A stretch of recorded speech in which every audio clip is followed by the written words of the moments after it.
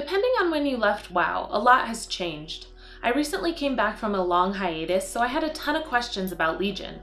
This guide mixes some of the questions I had and some of the most frequently asked questions on the Wownoob subreddit. In this video, I'm going to cover 14 things that have changed, as well as give you a mini what to do when you reach Legion content guide. Timestamps will be in the description if you'd like to skip ahead. Number 1. Feeling overwhelmed, lost, and don't know where to go? Blizzard's got you covered with an in-game adventure guide. Open it up using Shift-J and follow the suggestions. Number 2. Weapons have been overhauled.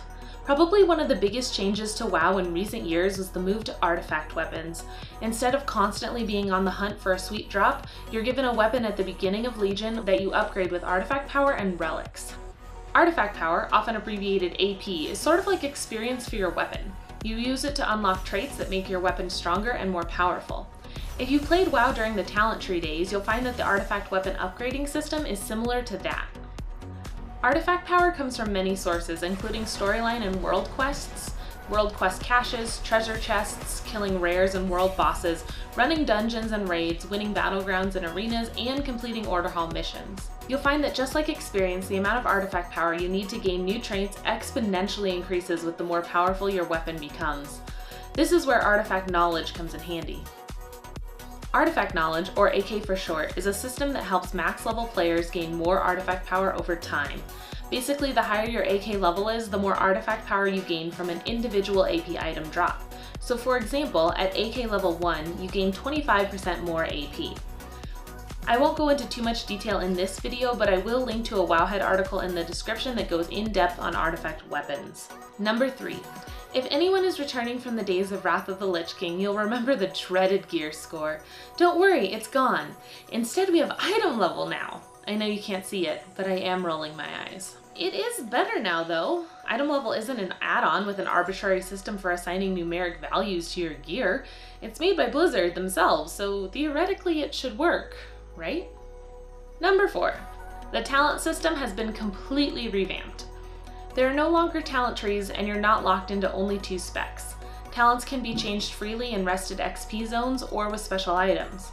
You can change between any of your specs as long as you're out of combat. Number 5. WoW is a cross-realm game in many ways now.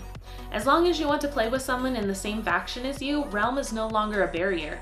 You can quest with people from other servers, run dungeons, complete raids, and fight in battlegrounds. You'll also find in-game zones a lot more populated now. This is because of something called cross-realm zones, or CRZs. These are controversial within the community, but basically Blizzard zones you into another realm to make the area feel more populated and more MMO-like. Number 6. Flexible raid size and new difficulty levels. Remember needing to leave one guild member behind on your run to earn the Kingslayer title? Remember how crappy that felt? Thankfully, with Blizzard's new flexible raid size, that's no longer a problem. Raids scale from 10 people up to 30, and boss difficulty scales dynamically with the amount of people in the raid. There are also new difficulty levels. Raids start at LFR, or looking for raid, then go up to normal, heroic, and finally mythic. If you're new to raiding, don't have a dedicated guild, or only need a raid to complete a quest, LFR is a great system, as the bosses are super easy and give you the experience of raiding without throwing any difficulty at you. Number 7. Transmog. It's cool, and you can do it. You should do it. Don't go walking around Azeroth in your unmatched gear. Spend the gold and get yourself a sweet-ass transmog to defeat Kil'jaeden in style. Number 8. New loot rules. Pug dungeons and raids run on the personal loot system now. With personal loot, players do not roll on items. Instead, the game awards each player with one random item from their spec. Number 9. If you've been away from the game for a really long time, there's a dungeon and raid finder now. It helps you find people to group up with and teleports you to the dungeon or raid automatically. So basically it does all the hard work for you while you sit there trolling trade chat. Number 10. Voice chat. Nobody uses Skype or Ventrilo anymore. Rip Vent. It's all about Discord. Number 11. Legendary gear isn't as legendary as it used to be. The goal is for every one of your characters to have 2 pieces of legendary gear. They drop from world bosses, emissary chests, dungeons, rare spawns, and even crafting. Run world quests until you've gone mad and a legendary will eventually drop for you too. It will be the crappiest one possible, but hey, it is a legendary after all. Number 12, Garrisons and Order Halls. Garrisons were introduced in Warlords of Draenor, and they're basically like Farmville in WoW. Don't bother with it outside of what you have to for leveling through that expansion.